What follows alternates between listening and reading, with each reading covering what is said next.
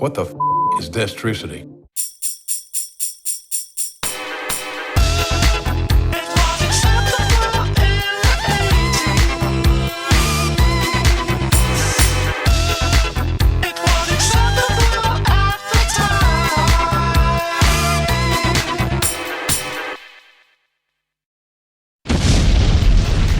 Hello and welcome to OSW Review, the old school wrestling video podcast. This is not what it is, sir. A special Brucey bonus Christmas show featuring our very own Christmas cracker V1. What's the cracker? Nice. And our stunning page 3 boy, OZ. It's Warrior Comic Christmas Special, and it's going up right now. He spoke not a word, but went straight to his work. And he filled all the stockings, then turned with a jerk. Welcome, eggnoggers. Happy days are here again. Mince pies. Hey. OZ, good to see you, sir. And you, well done. Well done. Well done. Can I go? Have I filled my contractual obligation? Good to see you. Christmas Day, as always, lads. It's an annual tradition. Excellent. Do you like how I've done the place up? Don't laugh too hard. For this live Christmas special. Yeah. Editing. Jay is currently editing as we speak. And Adam Anime, he's making the animated segment right now. It's a tremendous strain on his wrist. V1, how you doing, mate? I'm very, very good. This Christmas is way better than being with the family anyway. So, Aww. yeah. But we'd be here anyway, regardless of the podcast. Yeah, you know. They give you the bootleg. Oh, yeah, fantastic. I was just thinking, like, why are we doing this? Well, we are in the WCW Warrior arc. Did you know Warrior wrote his own series of comics? And one of them is a Christmas comic. This is the best time. No better time to delve in and get some pure distilled Hellwig. He's got 5 comics. Well, 4 plus a Christmas special. Let's do it.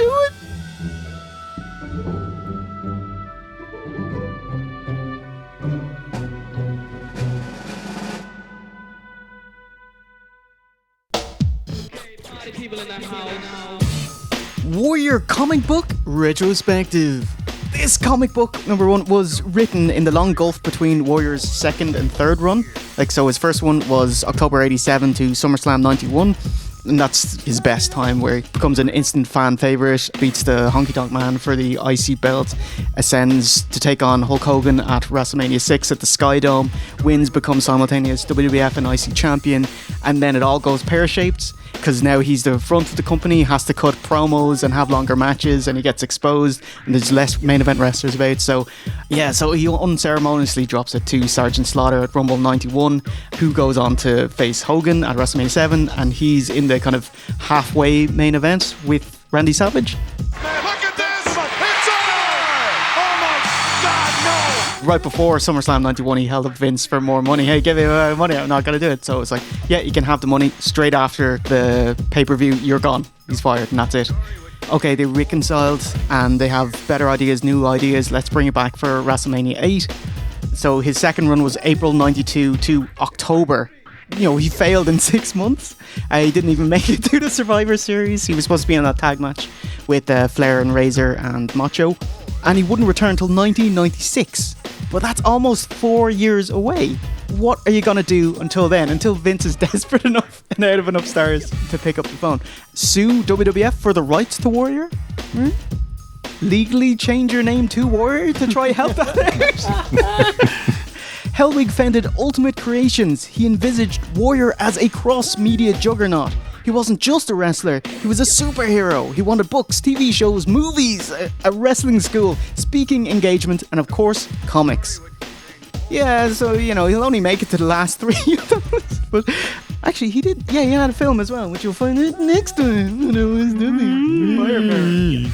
So let's get cracking on that last one. And it came to be in May 96 with Warrior number 1. So I'll pepper some real world info throughout the review, and there's a lot of scat. So let's do it.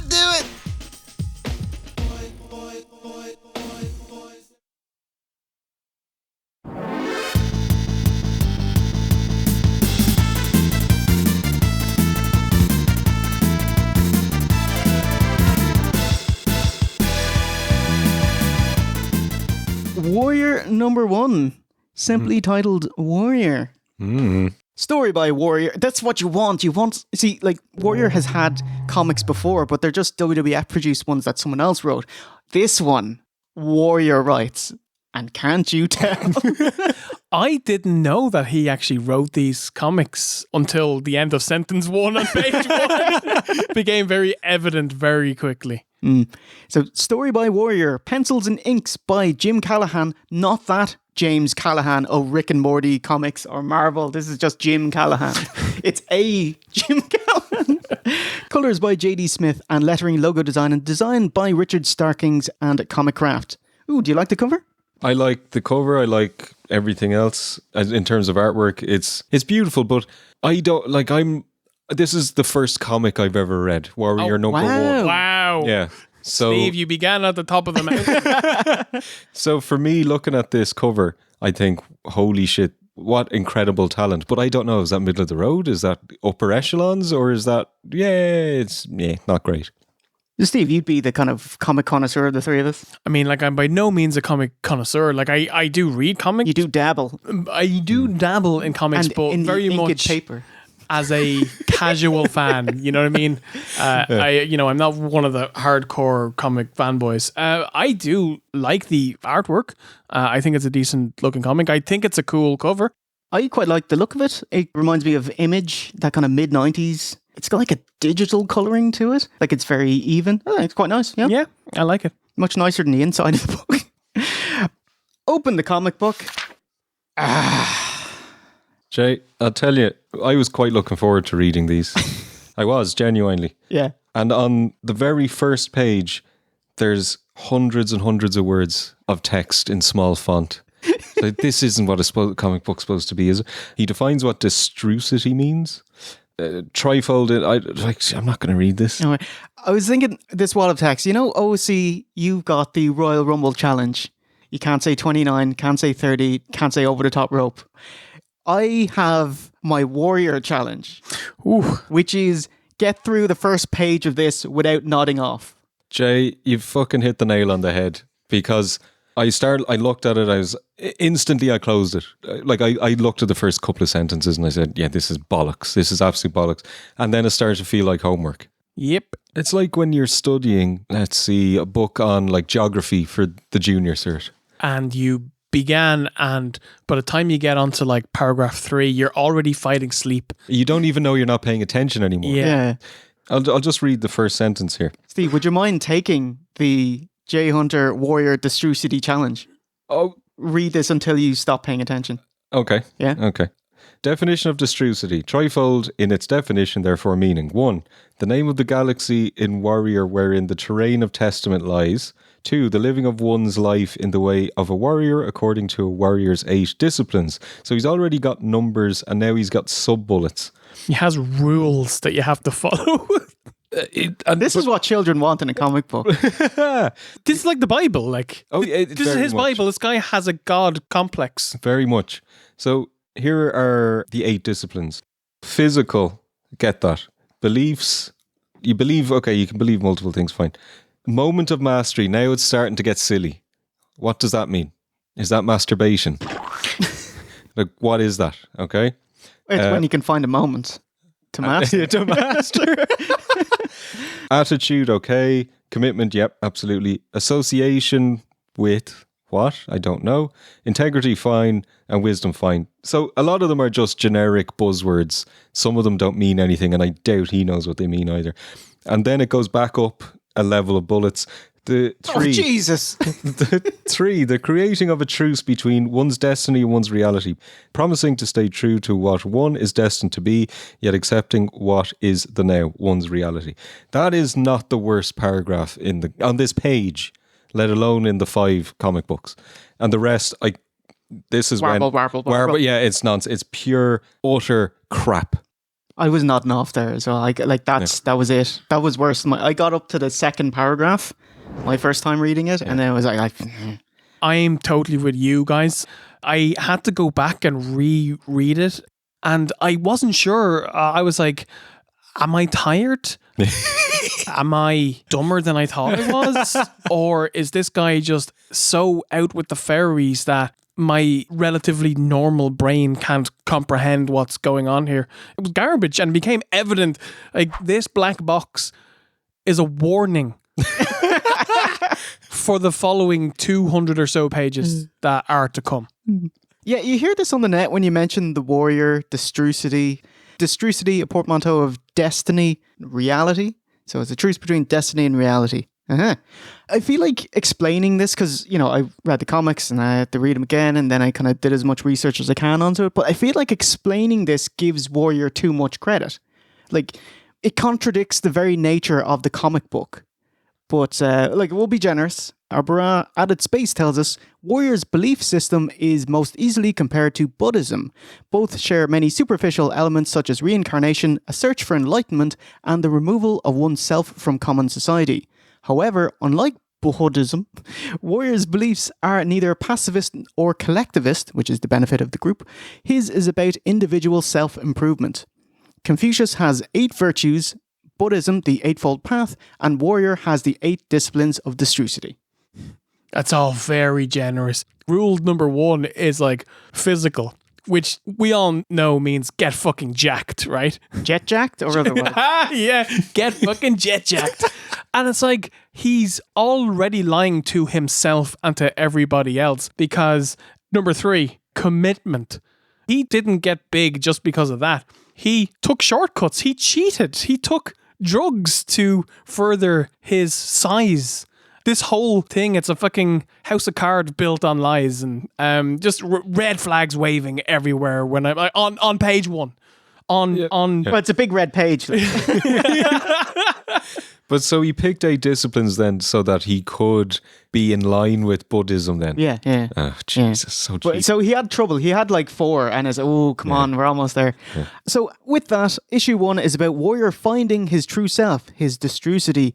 Kicks off with Hellwig asleep in a skimpy purple leotard, so tight you can see his abs through it. And he roars, "I'm not naked enough!" And Incredible Hulk's out of it, so now he's in a torn Borat mankini. So I wish some of these pages had like audio, and when you like read it, it just went like poof. It's the sound of like clothes ripping and muscles popping, you know? He's exploded and born into a smoking crater. Kind of like Superman, you know, crashed to Earth, found in a smoking crater. Yeah. 4 pages in. Can't keep it in any longer. His metaphors are belaboured and insanely long, so any message he's trying to convey is lost. Cradled in the security of all who truly possess the flesh and blood of the body, its skin sheathes his only weapon, the sword of his self-belief. His Mickey. This comic is about his own love for his dick. That's that moment of mastery again. It's so much more difficult to digest in text form because you can read as fast as you can read. Whereas on TV, he shouts rather slowly and he pauses in between each comma, and it's 10 minutes out of a 3-hour Nitro. But this one is just... Yeah, but he's been doing it for his entire career as the Ultimate Warrior. But as you say, when it's there on paper in front of you, you can't get away from it. Whereas when he does a promo backstage, it might be 5 minutes long and then you just move on with your day. Whereas with this, you have to sit down and you're thinking, I've got another hour ahead of me. So it's... It's a roadblock. Yeah, it's quite claustrophobic. Yeah. Steve, you muddled? Time to get folked. Just on the folked, this was one of 2 highlights of the 5-book series. For me personally, I just love how he's trying to create a new word. You know the way these days, people who say footballers nowadays are different gravy. People never used to say, yes, people are saying that now. It's that kind of, I'm creating something new and it's going to go viral. This is in 96 and he's wanting something to go viral. I think it's hilarious and I respect him for it. This is pre-internet. That he's trying to create his own branding here. Yeah. He's got Destrucity, the Terrain of Testament, Get Folked. Jet jacked. Yeah. Jet jacked, yeah. Jet jacked. It's all there. One of the things that annoys me is the overuse of quotation marks in bold. as in it's very pretentious. If somebody writes a piece and keeps putting things in quotation marks that have no need to be in quotation marks. He finds Destrucity in a moon, which turns out to be his dad, who talks similar shite. He dives into a lake just so he can re-emerge and battle his foes, his inner demons, like Rimmer's self-loathing, hopeless, useless. These undead goons in robes. Warrior thinking, All warrior battles remain faceless until he has conquered into an identity. and can you translate that for us? I am fucking nuts, and I don't know what I'm saying. Mickey! Get folked! Shang Tsung's them good, takes their souls, and with that becomes Full blown. his true warrior form in an orange getup, as you can see here. Skin them and their flesh becomes his tassels, which give him advice. Yeah, that was so fucking weird. Is this guy meant to be a babyface? Like, these guys, they haven't done anything bad, right? Most of them ran away from him as well. Yeah. Sorry, I do want to give something positive. When Warrior cuts the flesh off of the baddie and like puts it as his face paint and kind of turns into like Super Warrior, that he actually looks kind of cool. I like the colors, the like orange and yellow. However, it's a bit renegade. It's a bit renegade. Isn't it? But he's wearing this gauntlet glove. And I don't know if you remember, but Lion-O from Thundercats wore the exact same thing. Yep. So like this comic definitely steals everything from like He-Man, Thundercats, its look, its setting, all of that type of stuff. You know, Warrior talks about, I'm great and I've thought of this for years and I've set up this whole world. And like, you just stole everything. just fucking robbed it.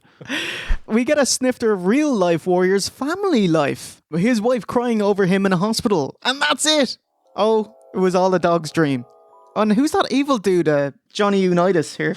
He looks like a mixture of Ming the Merciless crossed with Mr. Sinister. Ooh, hey. kind That's of- so much credit. That's Yeah, so it's, generous. it's much better than it should have been. And when I saw him and I saw the ending, with like Warrior in a coma and his wife crying after him, I was like, okay, maybe we're going to get some kind of dual world thing going on, battling for his life in the real world that kind of manifests as an internal battle in his mind. And this guy is like the big bad. And then like both threads are basically dropped. We don't see this guy again for the rest of the run, right? We do get one panel and... Well, you're going to have to stick around for this OSW. We get one panel where I don't remember. I don't remember that. Oh, you'll find out. I was like, this comic really needs a director's commentary, but the commentary would be from Warrior, and that would just confuse things even more. What about Jake? You got to get Kevin Costner in here. I'm sorry. Give us a ham sandwich there. Okay? No crusts. Where are you? I'm back here. Hi, will you bring me a sandwich, please? No crusts. Okay, so we get 2 pages of explanation at the end. What does Warrior say? He's talking to us behind the scenes here, heart to heart. It's all nonsense, but the very last paragraph, right? The responsibility I have in being him is to tell the story of how you two have an intuition, a spirit of the warrior calling out to you. Yet the system tells you not to listen, tells you to deny the voice you hear. Warrior is the telling of this story. Warrior number 1 is where you begin to listen. But like all of these, he has these in every issue. I'm trying to explain it to you. Trust me, there's meaning behind this. It might sound like crap, but you got to stick with me. That's what he's getting at here. And you got to buy the next issue to find out what I'm really going to say. But he does that in every issue and says nothing. The cheek of him. But he never really talks like a human, even when he's... Oh, just once, which we'll get to in issue 4. Otherwise, even when he's trying to explain things, he's still talking shit. He's branding it. Yeah. He's gimmicking it. Yeah. Like, he's never out of character, and it's like, the way we talk about how the line between Hulk Hogan and the Man over time blurred, and he I think about 6 inches. Yeah. and he became that character. I don't know if Warrior was ever Jim I think there's a large chance that he was always warrior in his own head. And that's a bit sad. That's scary. Yeah. Like he's delusional. Yeah. He rambles about the spirit of warrior TM and the self-beliefs TM, which boil down to Freddy's coming, yeah? TM, which boil down to don't listen to your parents, don't accept answers, challenge the status quo, and seek your own knowledge. It's like reading between the lines here. Teenage warrior sounded like an absolute bellend, just like a stroppy teenager going, why? You know. Hang on, there's still more. But colorist JD Smith has already checked out. So quick 5 pages in black and white. So the story in black and white is about a woman at wit's end who feels like downing a bottle of pills and ending it. But Warrior ghosts into her bedroom and she is saved by sending a check to Warrior U. The neck of you, sir. Happy dude, you know? Oh, did you catch the nod and wink with the review at the end of the comic book? Can you read this in bold, but can you read it in Arnie's voice? Arnie's. Yeah. Warriors. Warrior shows no. No, absolutely can't do. No, you can try it again. Warrior shows no. No. What is this accent? It's like some kind of. I don't know. Do I have to keep trying this accent? One more, yeah. Warrior shows no. Oh no. Won't you come home here, Fräulein? That's Austrian, yeah. Okay. Yeah. Warrior shows no prejudice. Kicks everything from skinny but too fat, chewy ass, intensely awesome. And who's it by? Arnold S. Santa Monica. California, yeah. There you go. Arnold S. Arnold S. Oh, that's hilarious. Yeah, anyway, so what do you think of this comic book? Big win? I'll tell you what, I'll give it a pass because we might have something of a story, as you pointed out. It might be setting things. There might be a story. So I gave issue 1 a pass.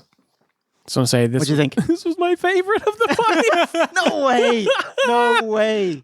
You found Destrucity in the first go. Amazing. No. I read it and hated it. I thought it was terrible, but you know, this is the peak.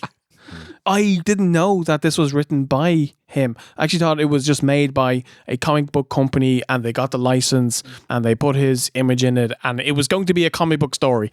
But no, like I didn't think I was going to be preached at for 42 pages. Much like yourself, I was looking forward to a story, not reams of half-baked, nonsensical commandments. But maybe we'll get it in issue 2. So when I was reading it, I was like, I feel so bad for his wife. Like, imagine having to hear this when you get up in the morning. You know, it's 7:25. Just trying to make a cup of coffee. Unconditional acceptance of an end with each beginning. Moments in between determine the door next chosen. You sound like a fucking Dalek. You can feel it too! Come on in! We're nightmares on the best part of my day! Nothing more than a hypodermic needle that withdrew the poison of the warriors! Nothing left from you and the Iraqis that follow you!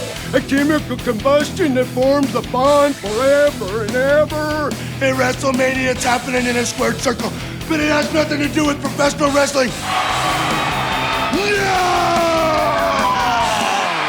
The juice of the poison is even more dangerous! You know what the dingo can do? He's gonna do it to you! All over! Ah!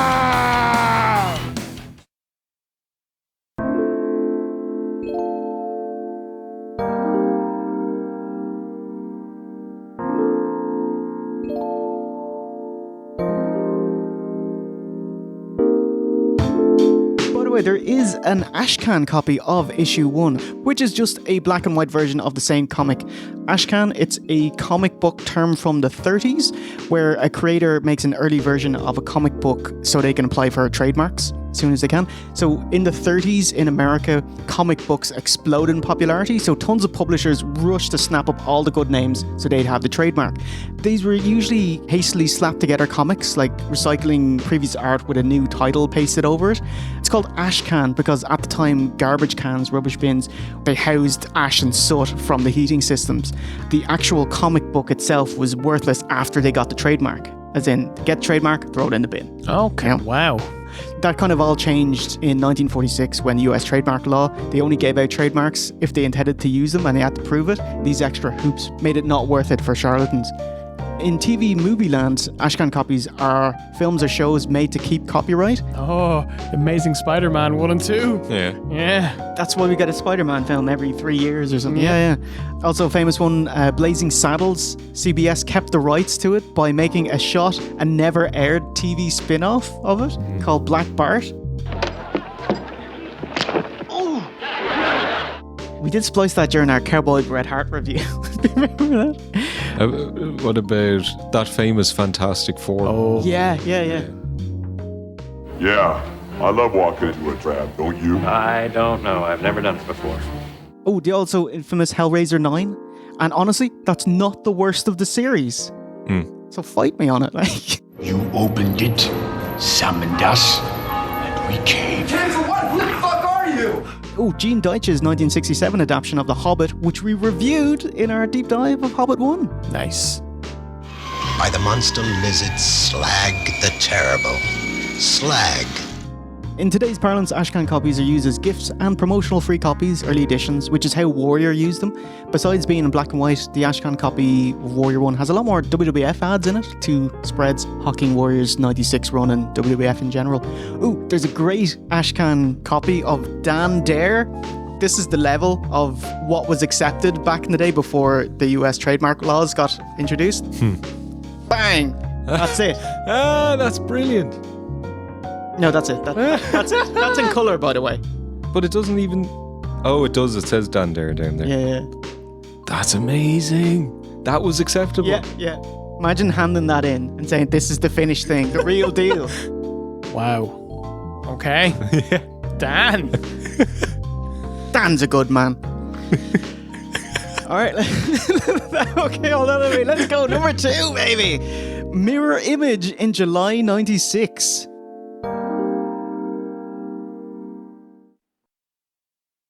So, Warrior number 2, Mirror Image. Open the front cover.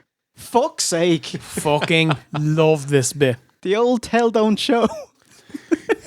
A full page of Warrior telling you what's going on backstage.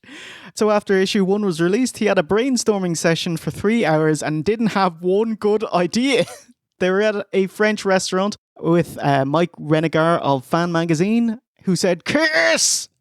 After shoving sourdough down the man's gullet, he realised KISS, keep it simple, stupid, and explain what Warrior 1 was about, as he's gotten enough negative feedback from fans saying they were confused. He goes on about shoving, assaulting a man and then running away from the cops, and he keeps going with that story. Is that true then? Do you know what I mean? Or is it part of the mystery of the Warrior and a shitty comic? So just to recap, Destrucity has 8 points and 3 definitions and 3 types of warrior, which I color-coded, as you can see with this yellow, blue and red asterisk. Which, in the first comic, were the other way around. He fucking flipped it. The colours were reversed. It's so ridiculous. So to recap there on the colour scheme. Okay, Warrior saying things loud is in red. Internal monologue is in pale yellow. And his tassels or belief banners are now in purple.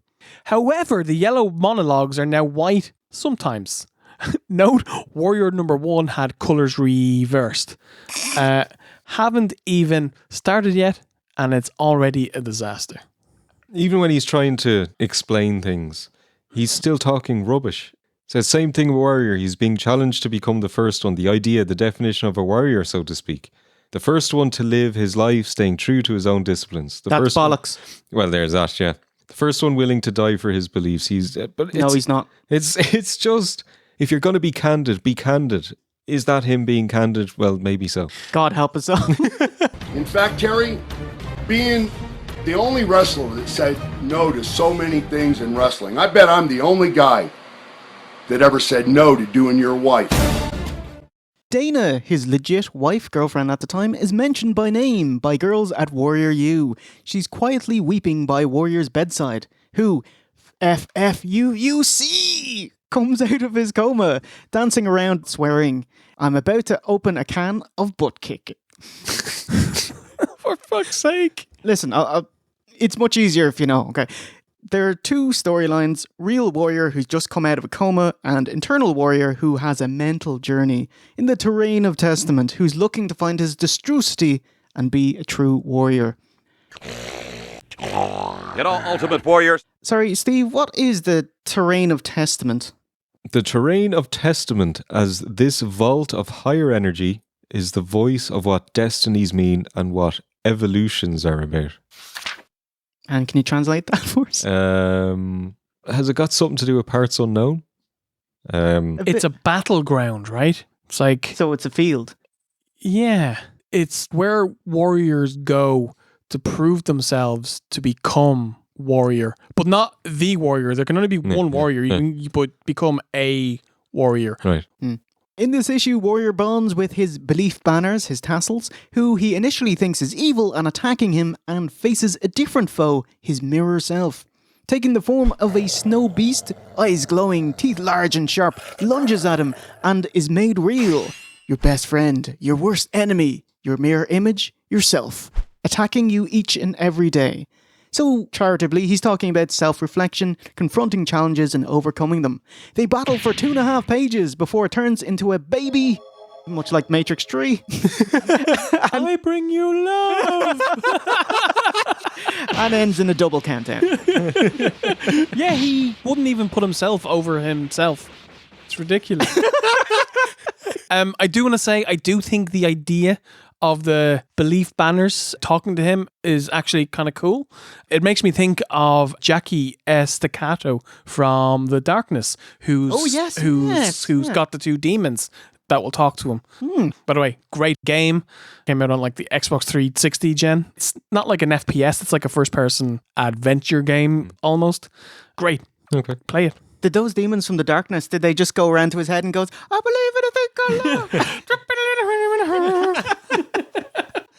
So it's Christmas. And when I think of The Darkness, I think fucking cash in, like, please God, let me write a Christmas song so that I can live off this for the rest of my life. I am a ballet. Yeah. Imbued with his mirror self, Warrior feels himself strong enough to sacrifice the weak. But there's one thing he can't come to terms with, a piece of my past I refuse to see shattered. And we get the tease of a sinister villain beckoning him. Not the Shang Tsung Aquaman dude, some completely different lad. I do want to say that his mirror self, doppelganger, looked a bit like a sexier Captain Planet. Yeah. Be like, Captain legs, dun dun, pecs, dun dun dun, butt, dun dun dun, dick, dun dun dun.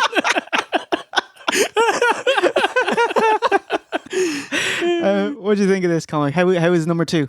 Number 2 is number 2. Hey! There's nothing to distinguish this one from the first one. This could have been a one-parter. We'll get to something a little bit different afterwards, but it's more the same. And his speech at the end here is the same as the first comic. It's literally, Thank you. the pages are copied. Yeah. So it's exactly the same. I was so fucking happy that again. Yeah, this comic is like, I don't know what's going on. Like, the artwork was fine. The idea of fighting yourself, it's the greatest battle, self-doubt and all the negative things, and he's got to take that out. But what's the crack with the baby, lads? With the green baby, Mr. Burns bringing the Pearl Jam tickets. Like, I have no idea what the fuck's going on. I don't know what it's meant to mean. And the Cosmic Ballet. Goose. Yeah, what's bad? Like, at this point, say as a teenager, you buy the first one, you say, I'm going to give this one more chance. Yeah. This was your last chance, Hellwig, and you fucking blew it. Nobody's buying episode 3 onwards or issue 3. You're done. Dear. Overall, yeah, nonsense, obviously. But I'm loving how they cut his speeches down by a good 60-70%. I was loving it. Way easier read, more streamlined and digestible. We do get a 2-page explanation afterwards, but it's a copy and paste from the first issue. Woo! In general, I love how he's so annoyed having to explain himself that we don't get it already. The rambling, convoluted mess that intentionally obfuscates his points. Like, what's the terrain of Testament? Oh, the terrain of Testament is this vault of higher energy, is the voice of what destinies mean and what evolutions are about. Obviously. What's that? An evolution. If you're trying to, I think he never explains it. I think he means kind of transcendence, dying rebirth. Yeah, coming back. But yeah. surely it would make But he more never says sense that. if he called that one revolution. Yeah. Because it's literally the circle of life. Evolution, not revolution. Coined by a great Tony Hayers. Great man. Because I evolve, but I don't revolve.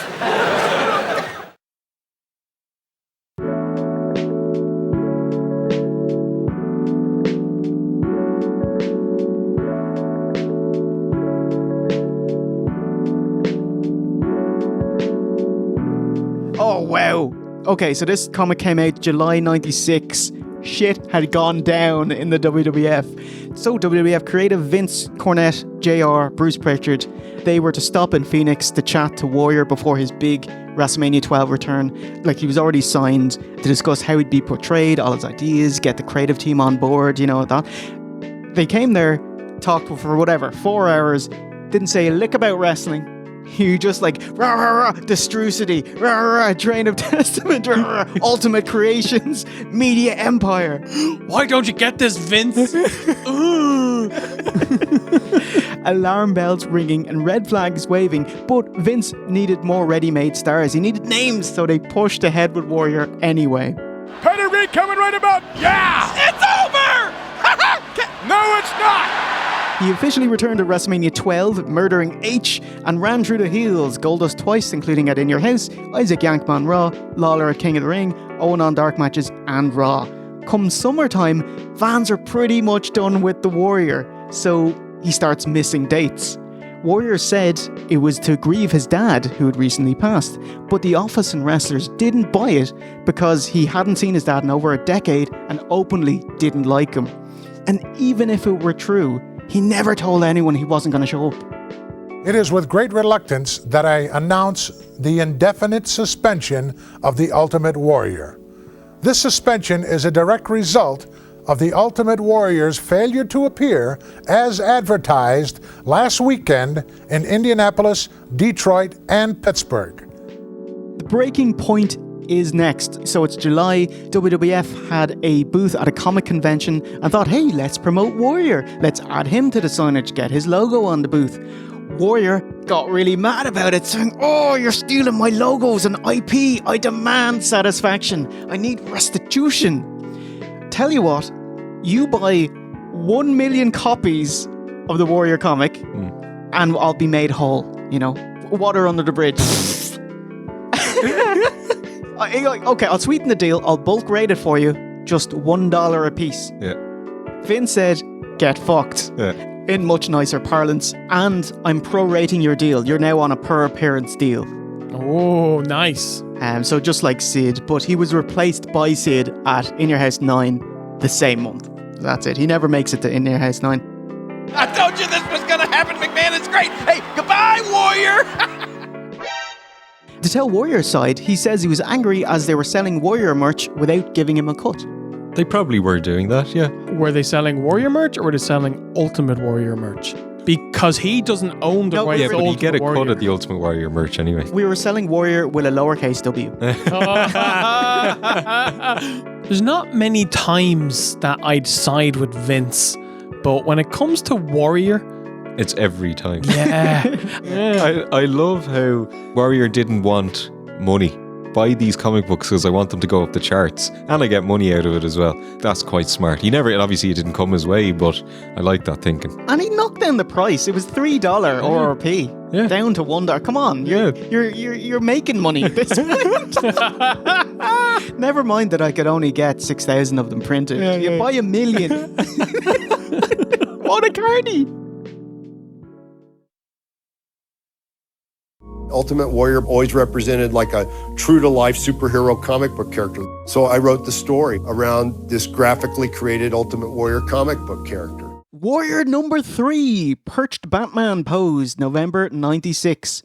I just want you to note the credits banner on top now says Team Warrior before their names, because this will be the last time people will be credited on the cover at the top of the comic. So find out why in the next issue. Kicks off with Warrior giving out full page. Just before anything else, I don't appreciate the thin white text on a messy, high contrast background. It's so bad. And this is not the worst it would be. No. It's so hard to read. You can actually still physically read that. There are other pages in issue 4 you cannot read. Yeah. It uses the same colour as the background. Yeah. It's practically the same as last time, outlining the colour scheme, but this time the asterisks, which were colour coded, it's all in white. So it's a misprint. What the fuck is Destrucity? The evil blonde lad they set up from the end of the last comic, he's in a hospital wheelchair behind a man with preposterous flatulence. Why? Bit of crack, I guess. Bit of arse crack. It's Warrior himself leaving the hospital. He sees loving fans. Yeah, there's Ren at the bottom, Stimpy at the back. And some smark shouting, "Hey, Warrior, any good steroids? You freaking freak." You should have been like, yeah, actually, call me. Actually, no, but I have a lot of Ico Pro. Yeah. Steve, I loved how you did your lads with the video camera voice. That was perfect. Hey, Rodney. Hey, Yoko. Rodney, how you doing? How you doing? Fucking camera away from me. Sorry. He snarls at a wide-eyed young fan, hoping to get an autograph, and his wife tries to console him. Warrior's annoyed at her for doing such, and hits the road. Do you think this was totally aimed at that time where he got into trouble for snapping at a kid and then was forced to film an apology video? And Vince is going, "It's just a work, Jim. It's just a work. Just work him." It was in the WWE A&E documentary. A&E documentary. Yeah, I love that WWE gave them, here's the outtakes of him trying to film an apology, and it's him giving out about having to do it. Steve, it's magical. Amazing. Can you splicey that? That sounds amazing. I understand that. Well, no, you don't, because I'm making a videotape to some kid. It's a about an work. apology. It's a work. And the B story. That's right. Warrior's internal journey to finding himself is Destrucity, which is... Well, obviously, Jay, it's a truce between destiny and reality. Thank you, sir. This internal warrior shown here in flame colours running around and dodging mud. Fucked! As he should. What's that flaming out the sky? An airplane that's going down! Kick down the cockpit. Steve, would you mind? Hulk Hogan! Kick the cockpit door down. Take the 2 pilots that have already made the sacrifice so that you can face the challenge. Dispose of them. Hulk Hogan. Assume the controls. Hulk Hogan. Mwah. It's great. It's his best promo ever, by the way. I did mark seeing cockpit doors and all that actually in a comic. The pilot's last words before the crash: "Yes, you most certainly can kiss your ASSS goodbye." Seriously, lads, look at the fucking length of this diatribe he had as the plane crashes down. It's a fucking essay that he's writing. All the people on board are almost dead. These cunterific tassels, they see the passengers burning alive and comment, "Human beings showing their true colours, their real fears." Oh, their true colours is like the like red of burning flesh. Look at it, they're really scared. I knew it. I knew it.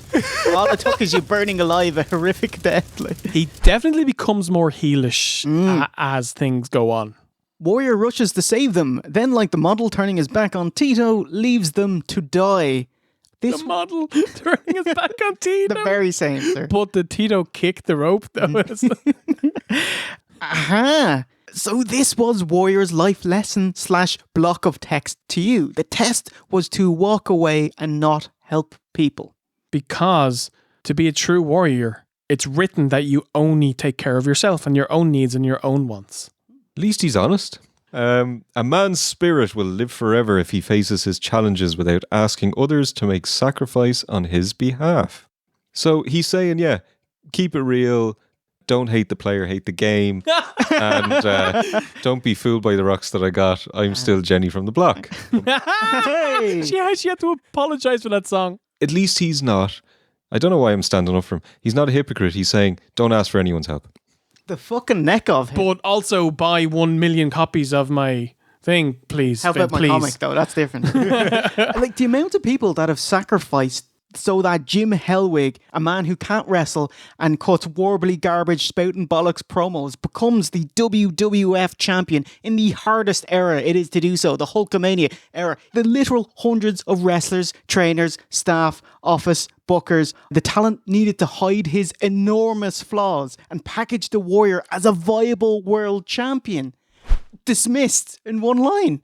I mean, when you boil wrestling down to its most simple forms, it's one person doing their best to make you look good, to put you over.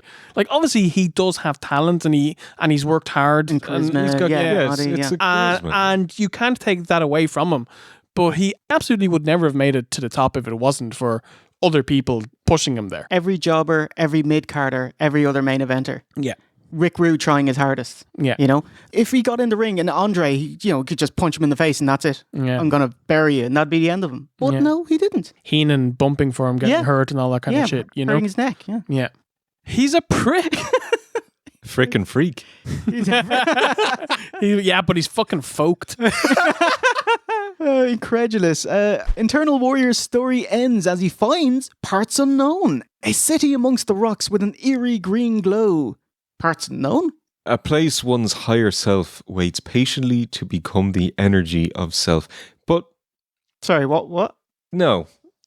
I thought Parts Unknown was supposed to be a place for, like, I can understand to an extent the terrain of Testament being it's like a mental proving ground. Yes, exactly. But I thought Parts Unknown was a place. Yeah, that's where he's from. Yeah. So, like, this is saying again, it's not real. You can't have two bollocksy places and one. Then where's Destrucity? I don't think he even knew his own head, No. Like, look, this is the principle. If you can't explain it to a 5-year-old, you don't understand it. That is fundamentally everything he writes. That's it. Kiss! Back in the real world, I use that term loosely, we're at a bar, we see a Jack lad in an NWO ripped tee. A seated patron chuckles to himself, NWO, no worthy opinion. And this was released in November 96. Warrior's voiceover, you just don't mix rock and roll with the blues. Except that Guns N' Roses did it and sold over 100 million albums. Shut up, mate. NWO lad puts his hand on Warrior's shoulder, and that's all the provocation he needs to glass him.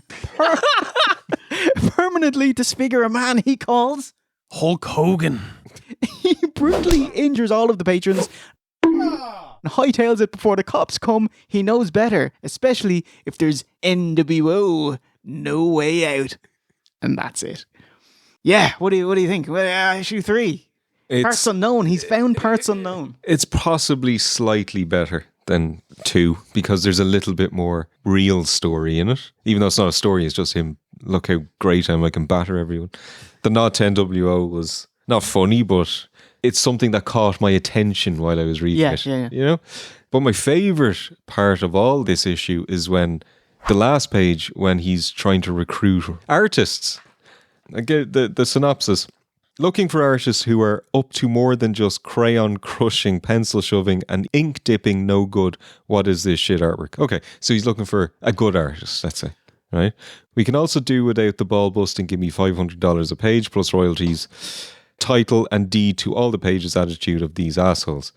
So now we're getting to the crux of it. If you are an established artist who loves what you do but are looking to get paid fairly, have a healthy ego, not overblown one, this could be the project for you. So what he's saying is, I'm not paying you anything. You'll get royalties. That's what he's saying. Know your role and shut your mouth, basically. But I've got nothing to pay you with, so I will give you royalties. That's cut away all the bullshit here. That's what he's saying. He would have worked great in this modern setting of TikTok and Instagram where he'd be like, I'll pay you in exposure. Yes. Yeah. Freelance interns, Yeah. kind of thing. But yeah, he's saying he wants to find people who want their voice heard throughout the comic industry, but don't expect me to listen to it. Seriously, if you're serious, send You Are Goods, your artwork, Einstein, to. And then his address here. Yeah. That is very concerning in issue 3 that Yeah. you are looking for artists. Yep. This is a big red flag if you read between the lines. Why do you need artists? You're a comic, but you have a team warrior here. You know? A team, but also no ego, know your fucking role. Yeah. Don't ask for money. Yeah. Do what I tell you. So I don't want to say looking forward to, but I was curious to see what warrior wisdom we get in issue 3. And what do we get, Steve? It's legible. So, warrior wisdom. Coming in issue 4. In your face. Up your nose.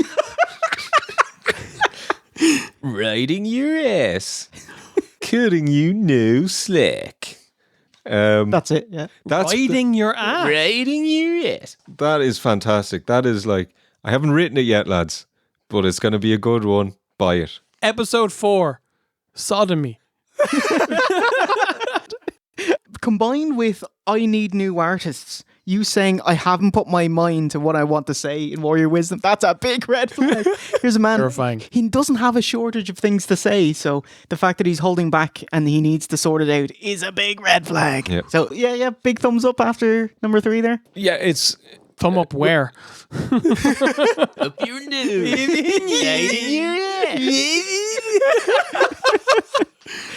Yeah, it's all good, yeah. Yeah, okay. And it's time for the... I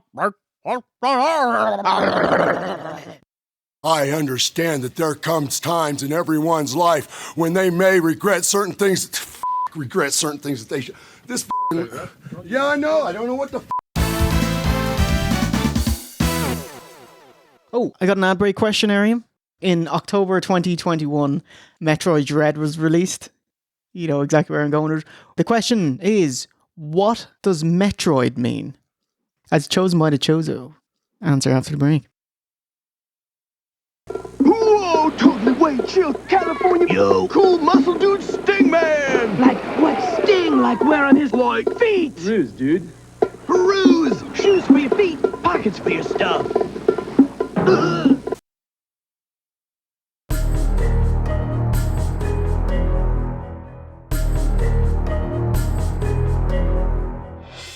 Before the break, we asked you, what does Metroid mean, according to the Chozo? And Steve, what do they tell us? In Metroid Dread, the Chozo are an alien race who created a virulent floating organism that drained energy through its prey through physical contact, called Metroids, named after their word for Ultimate Warrior. Yeah! Oh, confirmed Warrior WCW marks working in Nintendo. Yeah. OSW fans from 1986. And nary a live intro. See you next time, and thanks for playing.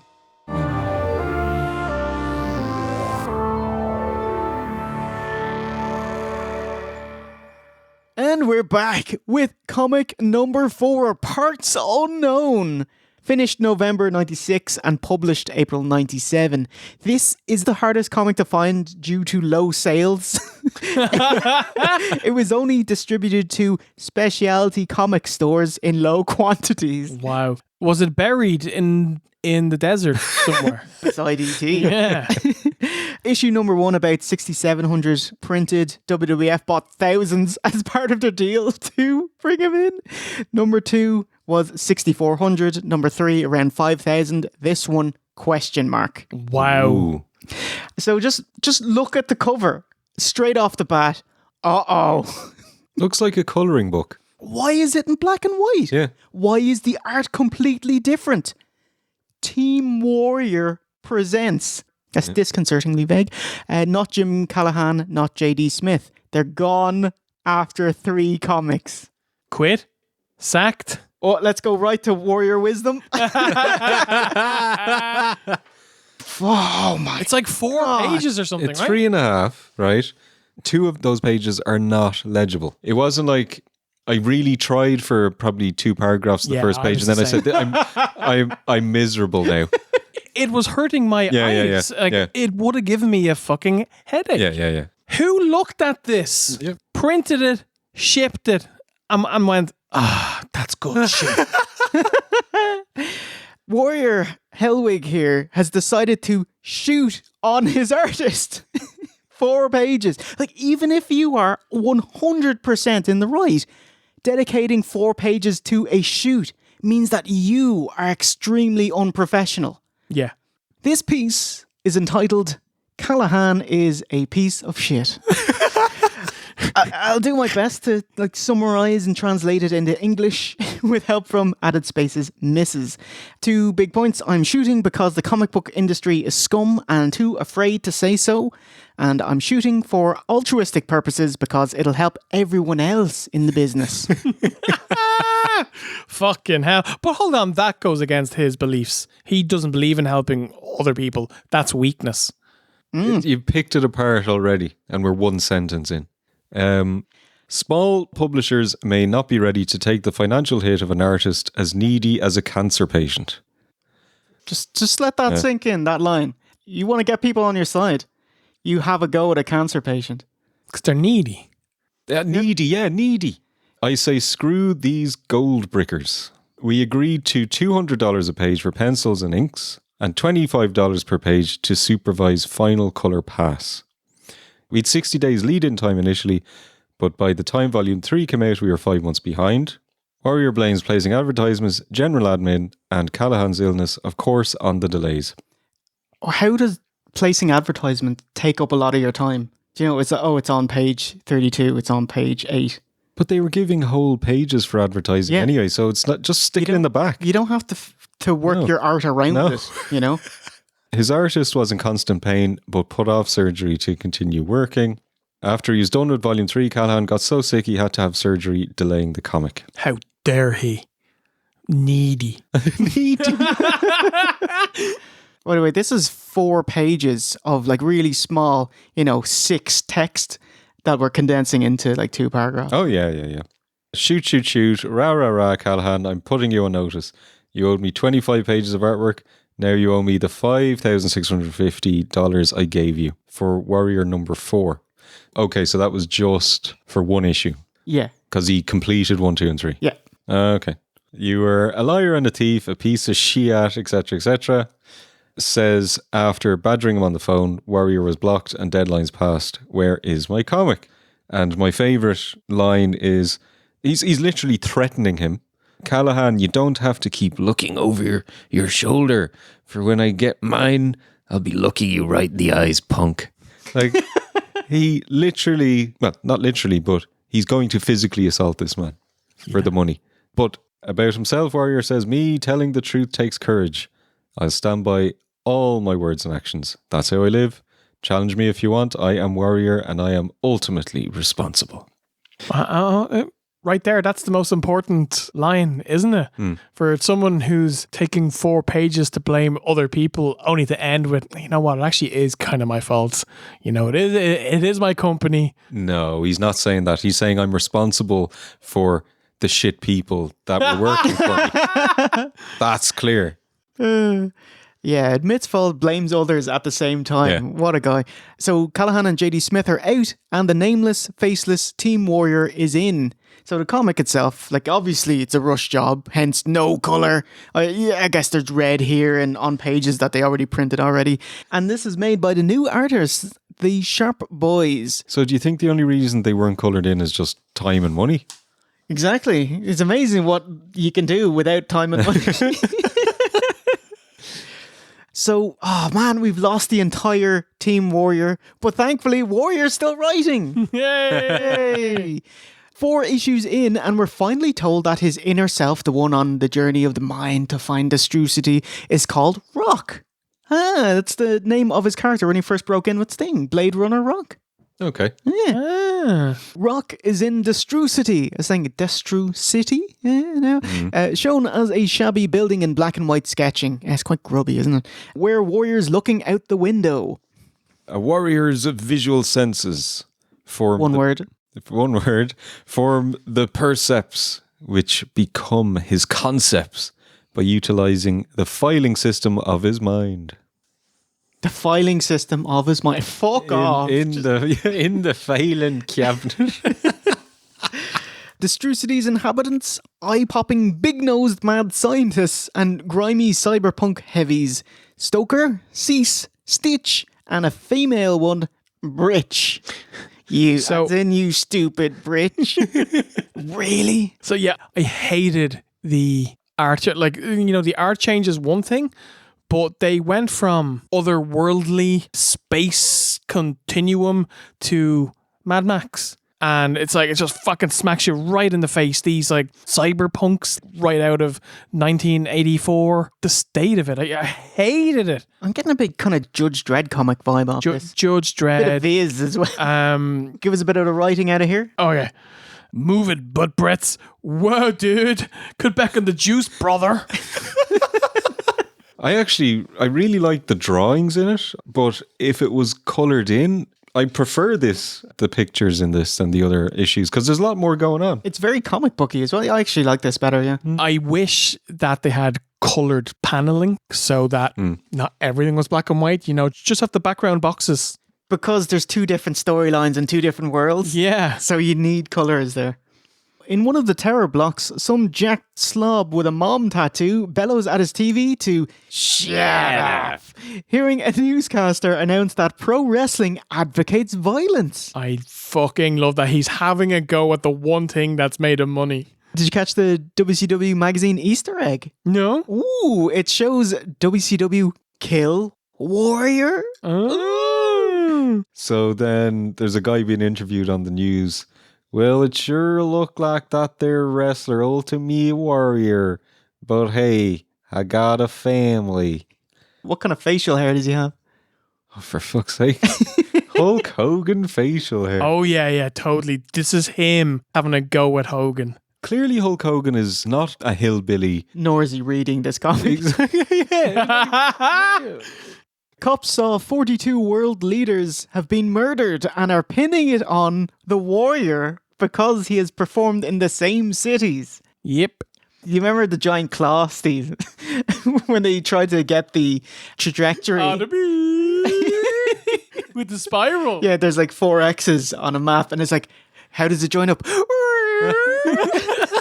It's amazing.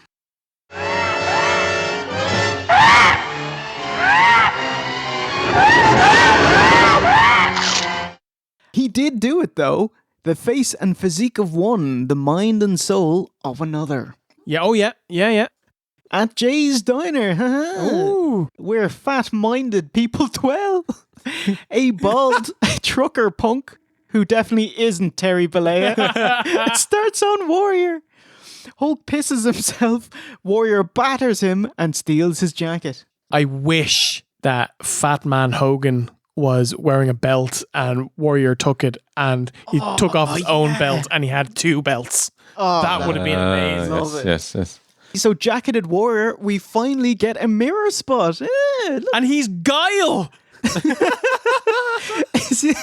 That's brilliant.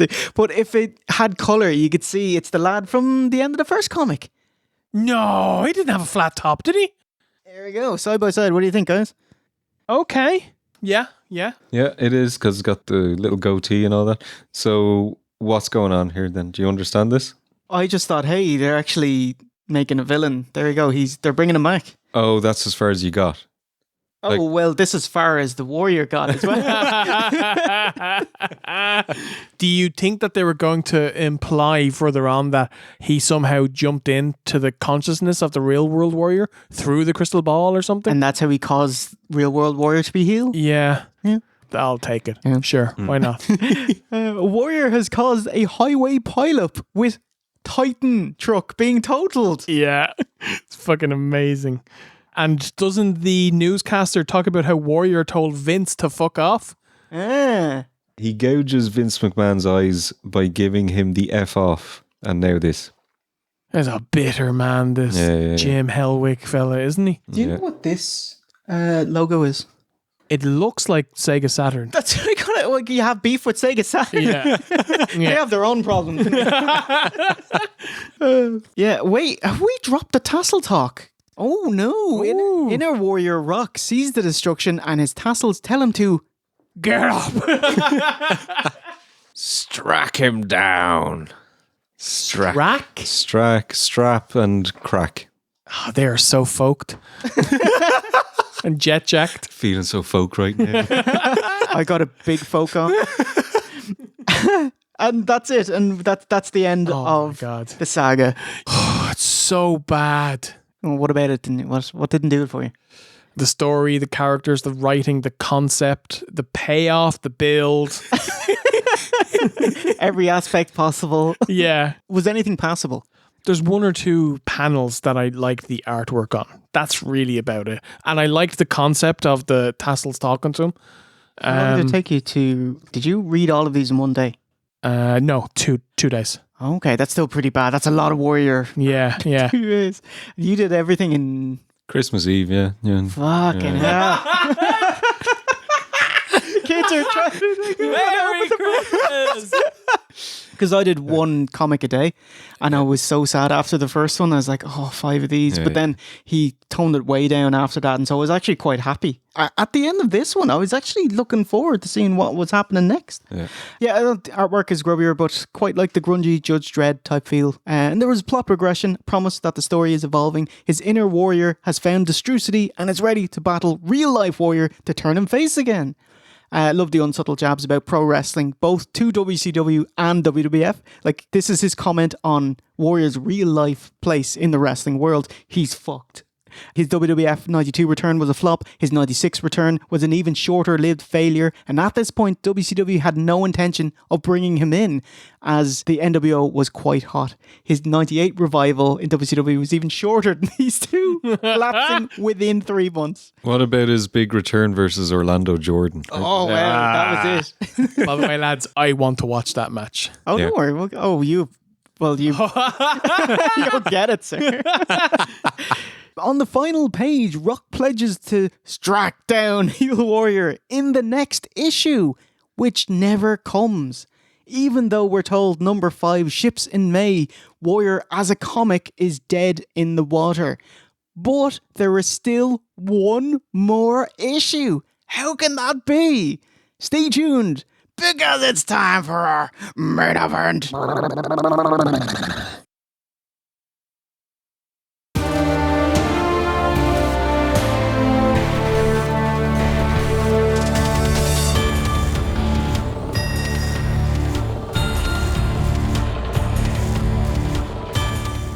It's your main event.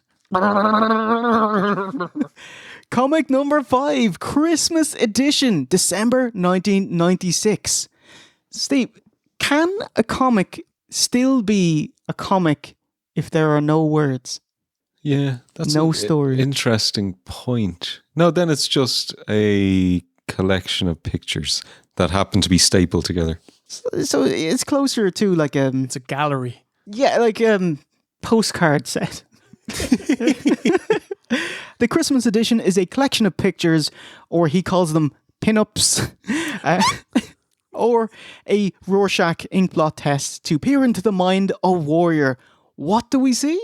Let's find out. By the way, when I opened this, I was so relieved. Yeah. We all saved this for last? Oh, yes. Yeah.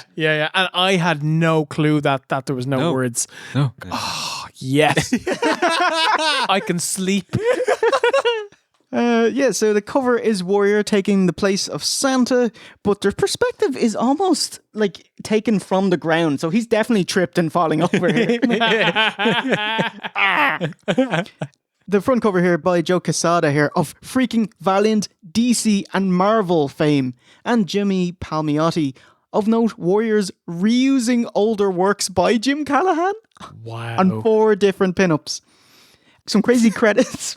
No similarities of real dudes and chicks exist, animals included, except for the exploitation of Warrior and his family. Trademark by birthright. Leave it alone. That's not how the law works, mate. Inside cover, instead of an angry rant, we get a cheery happy holidays from Warrior, reminding us of the warm fuzzies of what it was like as a child waiting for Santa. It wouldn't be Warrior wisdom without calling someone out. This time it's that relative that smartens you up on Santa. Don't cry to mama, suck it up, you're a man now. But never mind that, grab your grandma's favourite pumpkin pies, a few dozen chocolate chips, a keg of milk, some Metallica Christmas melodies, seriously, he writes Metallica, and a few good buds, and enjoy Santa Warriors photos. Pin-up number 2 by Dan Lawless, Santa with a Cthulhu-style beard and warrior face paint. Yep, that's certainly a picture. That's a picture and it's all there. Pin-up number 3 by Larry Stroman. What have we got? It's my favourite. It's terrifying looking Ultimate Warrior. Here he is, attacking 2 little black children. Is this meant to be face warrior or heel warrior? I think the theme of this collection of pictures is that Warrior has beaten up Santa and has taken over. But that's surely the kids would have been happy and not sad or scared.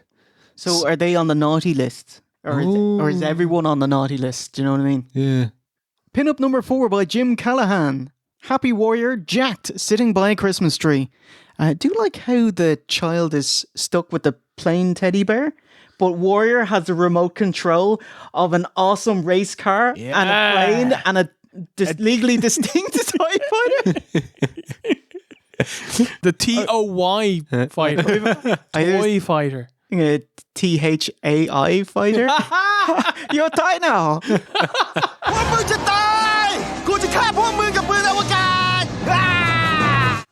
Number 5, Ron Lim and Callahan. Warrior choking the Grinch. This is good. I like the lines and then the colours within those lines. I noticed Grinch, his hands are down. He's not fighting back. He's gone. Like he's on the way out. His eyes haven't quite glazed over yet, but you know, he's only read the first line. Of the first issue. Number 6, Dietrich Smith and Callahan. Hellwig puts himself over, listening to a child on his lap, reading out his insanely long list of wanted presents. Puts himself over. Line starts 1 mile back. Yeah, but did they paint it there and then, or did they know it was going to be a mile long? Or what? Why are his legs so fat? Look at his thighs. It looks like they're blown up. Yeah. What's the deal with... all right, they have these kids here at the United Colours of Benetton here. 2 of you are not children. Look at this elderly bald lad in the glasses. Look at this bald guy with... He's got a beard, you know? Hans fucking Mole Man. Yes. You were definitely... That's the writers, yeah? Oh, maybe. Or that's the ink blot. He's smoking. Yeah, anything? No. Yeah, number 7 by Flint Henry. Not mad about that one, to Best be honest. of luck. Yeah. There's a lot going on in this picture. He's squeezing the life out of somebody or something. This is like a purple monster. Yeah, number 7 by Flint Henry. Warrior bludgeoning a purple monster which had grabbed Santa. I thought the artwork is very comic book number 4. Yeah. But it's by different people. Or maybe one of them is the Sharp Boys, but you know. And there's his face is terrifying. Look at his chin. It's like Leno. Yeah. And I like your the buxom wench here at the side here. I didn't even see that. There is too much going on. It's very busy. Number 8 is by Dwayne Turner. What'd you see here, Steve? Oh my God. First of all, Warrior himself in this picture looks really bad. But jacked, big beer belly, veins, got Santa chained up. Has he set the North Pole on fire here? It seems like there's a blaze of destruction, a path of destruction. Or that's just the northern part of Poland.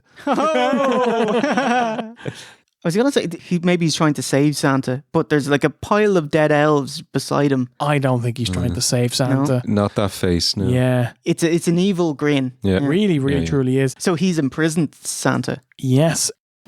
He's quite nudie in this one. You know, like there's just a speckle of kind of red here to tell us that he's in a leotard here, but like they've shadowed out his crotch. So you don't know, you know. Maybe they're implying something.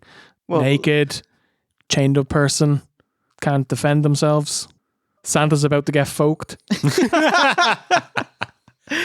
Number 9, we'll put a pin in that one. Number 9 by Bart Sears. Warrior sitting on a purple throne, taking a breather whilst elves tend to his wounds. And his belief banners coming in handy. Kind of tourniquet and bandages there. As he contemplates his successful murder of a band of ogres. And you like I quite like the sword. Big fan of the sword. Oh, yeah? You know, I'm getting a big Aragorn vibe. Ooh. You know. Hey. But we got Excalibur. Very good.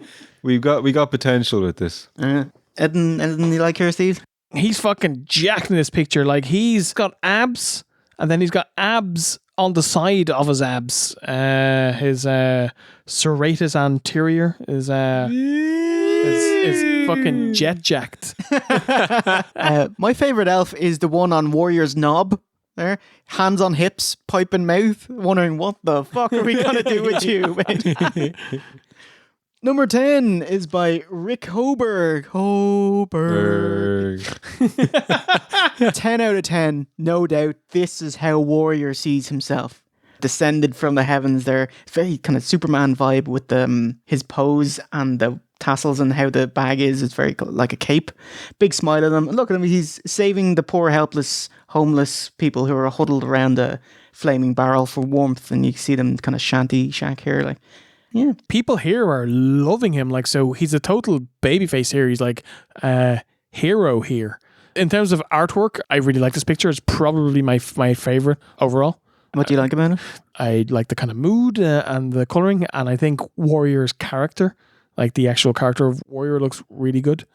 This looks like a more typical superhero comic page. I like how the lighting of the barrel kind of illuminates the whole rest of the picture. Yeah. Like it's good shading, you know, it's quite nice. Kind of warm looking. Number 11 by Nelson. Oh no! Goons are stealing presents from orphans. Not just from any home, but Warrior's orphan's home, which he does not have. Warrior looks to have broken through the ground to pick up a pickup, presumably to hurl at those terrified punks. He is facing towards us, away from them. He's going to have to pivot to throw that minivan. You sure he's not throwing the van at us? Actually, yeah, maybe we stole from orphans. Or maybe they own the van and they're putting the presents in the van and he's shaking the presents out. He's stealing presents from orphans. Ridiculous. Number 12 is by Jim Callahan. Hey. Warrior's in a Brett pose on top of the roof. His presents spilling out. Holding on to the rope. Brett's rope. Love it. Yeah. So what do we got there? A teddy bear. Got a candy cane. Kupla Milchon. Obviously, Warrior number 1 here. The big prize. So the entire kind of presents you're given here are of an ORP of about $4. Cheers, Warrior. My question is, when did he tie his hair back? And is that his little band buddies doing that for him? Or did he pop into Boots and buy himself a packet of bobbins before he that's left? The one. That's yeah. the like he's just missing the baseball cap, isn't he? Yeah. You know, for the big the big picture over the head spot. Yes. Like I imagine he's got a warehouse of 1 million copies of these. Yeah. He's littering. Warrior 1. He is littering here. You know. It's like Shawshank Redemption where Andy Dufresne has to get rid of the wall in the yard. He just drops. He goes out. He has puts to one do down the a shuffle trousers. walk. Yeah. Yeah. Just keeps dropping them as he goes.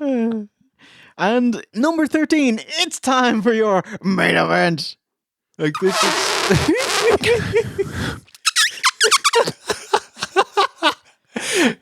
Jay is so impressed with that, Steve. He's a Ken doll. Which Warrior. Oh yeah. Where's but no, his he's wearing jocks. He's banging on about his Mickey for ages. He's wearing jocks. He shaves his pubes as well. He's wearing jocks. Little weirdo. You know, all joking aside, Santa's come down the chimney. There's a ball of booze on the ground. Santa was drinking said booze. Warrior has said, I'm going to take your suit. And then, if you will, we go back to the beginning again. So this is then saying, this is how I got the suit. Now start from page 1 again. So it's just, it's a never-ending loop. It's never ending. Yeah. Never ending story. It's like the snake eating itself. Phew. It's got overtones. I don't think Santa has drank too much. Like, he's magic. Like, he drinks at every house that he goes to. So his tolerance is high. Warrior definitely took him out. He's taken his clothes. I don't know if Taking a turn. if he's taken anything else. Yeah. His dignity, his virtue, his flower. So this one's by the original team, Jim Callahan and J.D. Smith, also Marat Michael. Emotional. Yeah. So did he have his way with Santa? I fully believe that it's heavily implied between this and having Santa chained up. Why would you publish this? The whole thing. Like, specifically the diddling. The like, diddling. What? Like somebody drew a picture and he needed to fill a few pages. A whole 22 pages, is it? That'll do. Who bought this? Well, me. 16 years later. I'll tell you who bought it. The people who had it on mail order. Because nobody walked into a shop and opened it and said, God, yeah, this is one for the collection because I'm done. Like, I could do this in 10 seconds. I have to, I was so happy when I found that there's no plot. But it still went on way longer than I was like, that has to be the last page. I was so excited to get to the end. This is a Christmas present. Yeah. I mean, it's the least painful one, it's the easiest to make it through. Part of me wishes that we got some angry blurb at the end. Warrior. Who you got a shoot on? Christmas. Children. Happiness. It'd be amazing. Like, imagine if Warrior had given 2 pages to give out about how commercial Christmas is as he's trying to sell his comic. As his comic gets pulped. Yeah. Yeah. But yeah, it was fine. Some of the pictures are nice. Some of them are bad.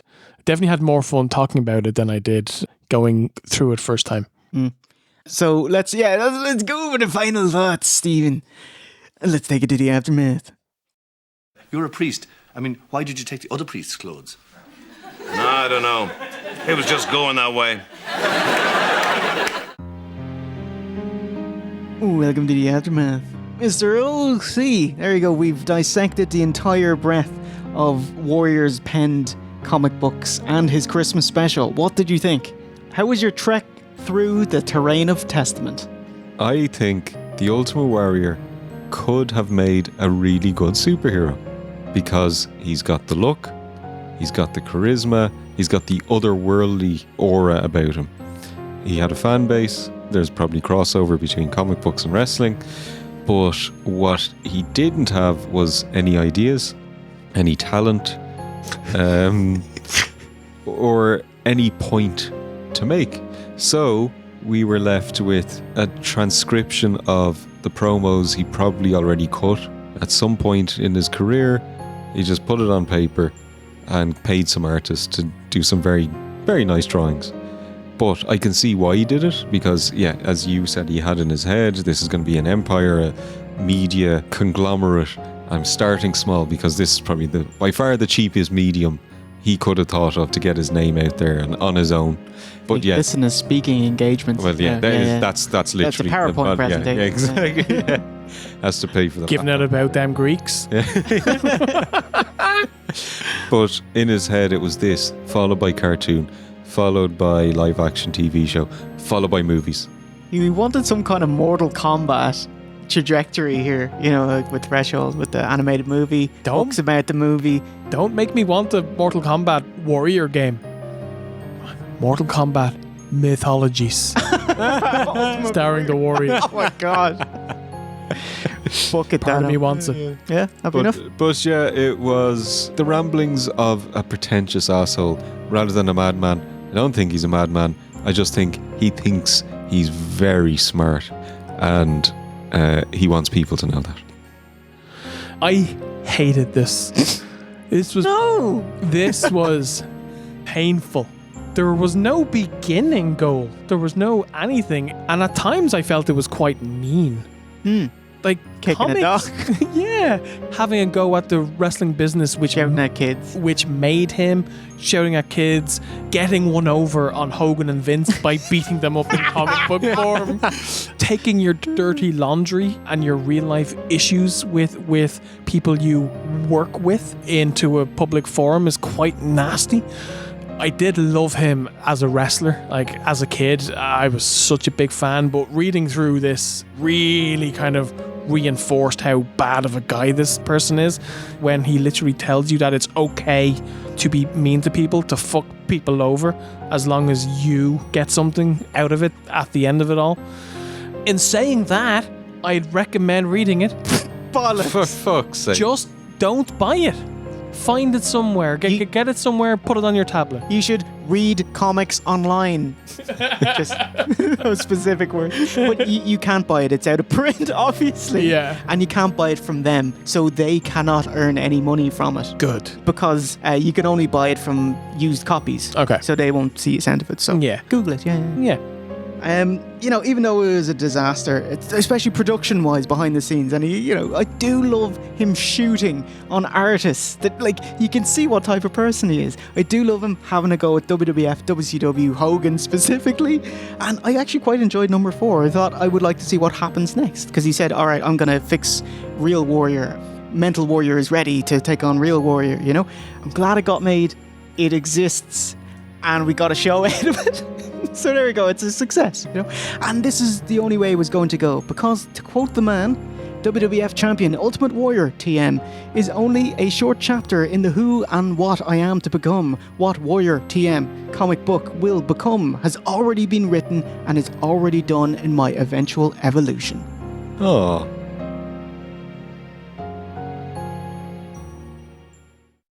The comic book, compared to how important it is to you compared to the wrestling, say? The comic book is more important to me.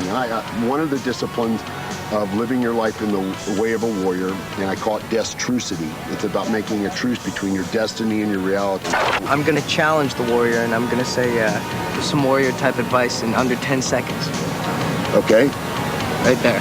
Warrior-type advice. The most important message I can give to anybody is to follow your intuition. It's the same thing in everything anybody does in life. It's longer than 10 seconds. Yeah, we keep going. It's good. I believe in what I'm doing. I'm going to go for it. I don't care if I never make a dime. Being passive within yourself, but if anybody crosses your line, get aggressive about defending it. All right, well, you lost the challenge, but we got some hey, great brother, words I from the appreciate warrior. it. All right. I couldn't have done it in 10 seconds, man. I know, that's why I asked. I couldn't even beat Andre the Giant in 10 seconds.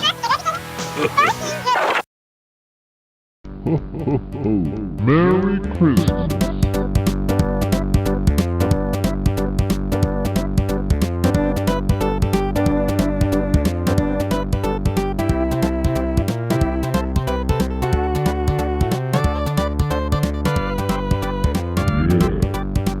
And that does it for the Christmas edition of OSW Review. How do you think that one went?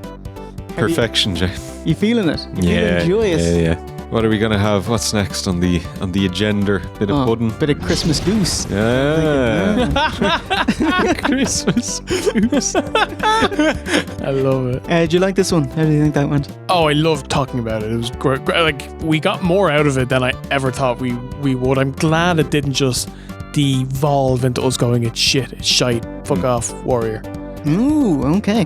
So we do have a bit of a present for you, Sir V1. We also do have one for you, but we got this is what's going on. We have a special message from someone to V1. Oh. V1, hello, and thank you so much for this opportunity to say hello to you via Cameo. I hear that you're a huge Pearl Jam fan. I'm also a huge Pearl Jam fan. I actually have, I think one of the last CDs I bought was one of their live, was it Lollapalooza maybe? Albums. Love Pearl Jam. I used to rock out to them all the time. Eddie Vedder is a genius. So I hear you have a Twitch. I do not have a Twitch, but if you want to teach me how to Twitch, that would be amazing. All right. Let's do it. So yeah, I just want to say hello. Sorry I have no hair and makeup. I'm actually, as you can see, this is the day after the pay-per-view, and I'm very beat up, and I'm waiting for hair and makeup before television tonight. And I saw I had this cameo sitting here for you. So I just wanted to, reach out and say hello and thank you so much. Thank you for your love and support. I hope you enjoyed the match last night. Mercedes is amazing. Hell of a match. I'm so beat up. So, as you can tell, so beat up. But grateful to still be the champ. That's right. Yeah. What is this? Take a boo? Like take a bow? Take a boo? Like it. I hope you have a wonderful Christmas. I hear you have an amazing wife, Carolina. It's beautiful. So I hope you all have a lovely Christmas, a lovely holiday, a happy New Year. Merry Christmas. Thanks for supporting me, and thanks for being here. I hope you enjoy this cameo, and I will see you soon. Jeez. That was awesome. That was amazing. It's fair play, Trish. You put a lot of work into that. That was awesome. That was fucking amazing. As I'm known to say on Twitch, I love me a bit of Mickey. James or otherwise. That was awesome. I fucking loved that. Excellent. Thank you so much. You're very welcome, mate. Yeah, Merry Christmas. Merry Christmas! So, that'll do it for our OSW Christmas special. Warrior Comics and Warrior Christmas and a lot of diddling to Santa Claus.